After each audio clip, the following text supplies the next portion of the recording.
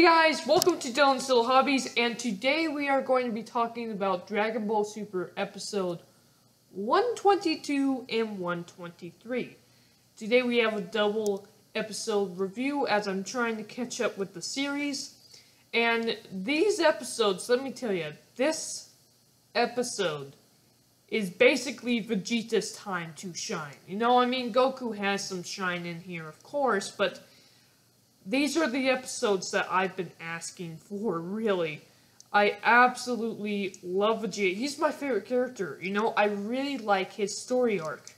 It's really funny because the Buu arc, to me, is the worst arc, but I have to admit, the Buu arc gives Vegeta a lot of character.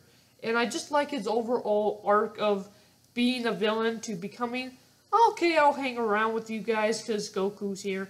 And then eventually becoming a father after that. Especially now that he's going to have a daughter. That I thought was absolutely awesome. And I just been waiting to see Vegeta really shine. And now he's going to go up against Jiren. Okay, so I think I understand this. There should be no way he defeats Jiren, correct? I mean, it's like this. We have the new big bad guy defeat the old big bad guy, so it looks like the big bad guy is even tougher, and now Goku has to beat the big bad guy. That doesn't happen here, because this, really, Dragon Ball Super isn't just about Goku. It's about Goku and Vegeta, and come to think of it, it's about the rest of the Dragon Ball team. I really loved seeing everybody fight in this tournament of power. And the number one person I wanted to see fight more was, of course, Frieza, but the number two was, of course, Vegeta. I really wanted to see what he could do, especially after Goku got his Ultra Instinct form. I really wanted to see what Vegeta could do, not against that, but could he stand up to the Ultra Instinct form is what I mean. I don't mean that he could be it, especially right now, but I was hoping to see what he could do to at least stand par to par to that, you know? And one thing I'm very happy to say is that he is about to stand par to par, especially in episode 123, but let's talk about 122 first. So, 122 starts off with, well, let's make a long story short, right? There's a couple really cool scenes of everybody on shirt torn off and everyone's tired and everything. And then we get to Goku going after Jiren. Jiren pretty much goes toe-to-toe with them and basically puts Goku in his place. Goku cannot really land a hit on this guy. Now, it does seem like Jiren is actually trying a little bit more against Goku Super Saiyan Blue. He's in Ultra Instinct yet either. He's in Super Saiyan Blue, and he seems to be doing better against Jiren, but I think Jiren is just kind of messing with him because he knows that Goku can go Ultra Instinct, and he's waiting for that moment. With that said, though, you have to realize, Vegeta, the one who hasn't been able to really fight in this tournament yet, and yet somewhere off-screen has knocked off more than a dozen people by this point, has currently lost his student, lost Universe 6, lost the Universe 6 Saiyans. And they didn't show this in the episode itself. I wish they did, but he has a brand new born daughter that I don't think he wants to see get erased either. I think he's really feeling like he wants his daughter to grow up and be, have an actual life. And the thing is, if he loses now, his daughter doesn't exactly get to live, now does she?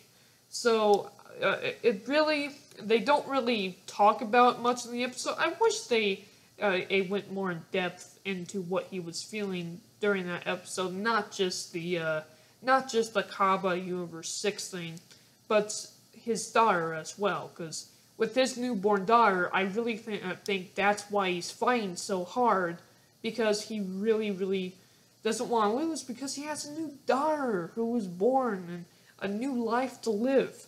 I really think being a new father, he definitely wants to see her grow up, and that's why he's fighting so hard. So I just really liked it, and he goes toe to toe with Jiren, and I loved the scene where Jiren is fighting Goku and just slaps Vegeta, not out of the ring, but he just punches Vegeta, just a back punch to Vegeta, and flings him across the field. I thought that was pretty funny, but he actually does do quite an impressive stance against Jiren, in my opinion. It seriously is not enough. And you know, there's even this really awesome moment where he powers up with everything he's got, at least what we think, everything he's got, and blasts it all at Jiren. And while at first it does seem to actually surprise Jiren, but then Jiren never got knocked off. So he grabs a ki blast and punches Vegeta, I almost said Goku. He punches Goku with his ki blast, thus knocking Vegeta out. He's not out of the ring, but it knocks him basically unconscious from what we can tell. And that was, of course, episode 122. 123 starts off right where that ends, and Goku goes up against Jiren again. And you know what? This doesn't happen very much. We don't get to see this side of Goku very much at all. But not only is he worried about Vegeta, but he's also a strategist in this episode. My god, Goku is an absolutely amazing fighter. And he's actually a really good strategist when it comes to fighting. Remember, it was him who decided in the Cell Saga that it doesn't matter how buff his body is, no matter what, if he can't punch his opponent, what's the point? That's why he didn't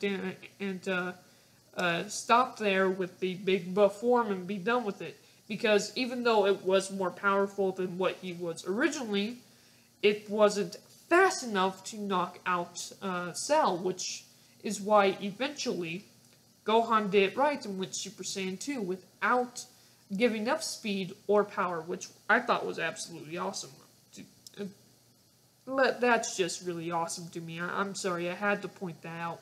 So the fact that he actually sets up almost like mines and almost knocks out Jiren using well, actually, this is more of Krillin's move, but the Kiensun, the little spinning blast that he does, I can't remember the name of it right now. It's called the Kiensun in Japanese, but I forget what the English term is. But anyway, he uses that and almost knocks out Jiren. Jiren actually falls out of the ring, but he's able to use some rocks and push himself back onto the ring. Oh my god. That was just awesome to see. But, of course, this is Vegeta's time. So as Vegeta starts kind of waking up and he's feeling really bad from that blast that happened to him before, Jiren actually looks at him and goes, "Sleep, warrior." So he understands that Jiren is actually giving Vegeta praise as being a warrior, as being a strong warrior. But he says, "Sleep, warrior." As in, you may be strong, I give you that, but you ain't strong enough to beat me. That was just awesome. That is like the best one-liner in Dragon Ball I've ever heard from any character. I swear, "Sleep, warrior." That was awesome. To me, anyway. Now, then we get to see Vegeta's new form. So, Vegeta's not going to go Ultra Instincts, okay? It's not that. It's just that as as Vegeta is, he has his own pride. And it's his own pride that truly drives him to this next level, as well as the loss of Kaba already. And while of course they don't show it, I wish they showed it in this episode, but I really think that the idea that he could in fact lose his family, all that together really pushes him into this new form where it's Super Saiyan Blue plus Ultra or something like that. I'm sorry. I'm gonna put My Hero Academia here for a second. Plus Ultra, because my God, it's like Super Saiyan plus Ultra. I mean, it was absolutely awesome. But I'll be honest, as a new complete form, his eyes get really blue, and his power almost turns to a purple. And of course, it's a lot larger power, and of course, this is supposed to be him going over his previous limits, which I thought was absolutely awesome, you know? Breaking his limits. It's just like the song says, breaking their limits. Both Goku and Vegeta need to break their own limits and ascend to God forms to defeat Jiren. At the same time, I really don't like the look. It's just Super Saiyan Blue plus purple. In fact, I don't know why you're calling it Super Saiyan Blue. It might as well be purple Super Saiyan. Look, I thought the power-up was amazing. I thought him going overboard with the power was absolutely an awesome scene. I just think the form wasn't really anything special to me. And then, of course, Goku goes Super Saiyan Blue and then Kaioken. So what does this mean? Does this mean that Vegeta's form is as strong as Kaioken, or is it actually as strong as Ultra Instinct? I have no idea. It would make more sense that it's only as strong as the Kaioken Super Saiyan Blue, but there's no real evidence to say that. So that's about it. Of course, they go toe-to-toe with Jiren, and it ends up being a really good hell of a time. I absolutely loved watching this episode, but honestly, his new form doesn't impress me. In fact, to be honest with you, Goku's form, Ultra Instinct, when I first saw it, really did impress me. When I saw it in action, it did, but... And again, this form, when I saw it in action, it did impress me, but the form itself doesn't impress me. Does that make sense? I love its action, but the form itself doesn't. But nonetheless, I absolutely love these two episodes. Let me know down in the comments below what you guys thought of these two episodes. Thank you guys for watching, and I'm out. Bye!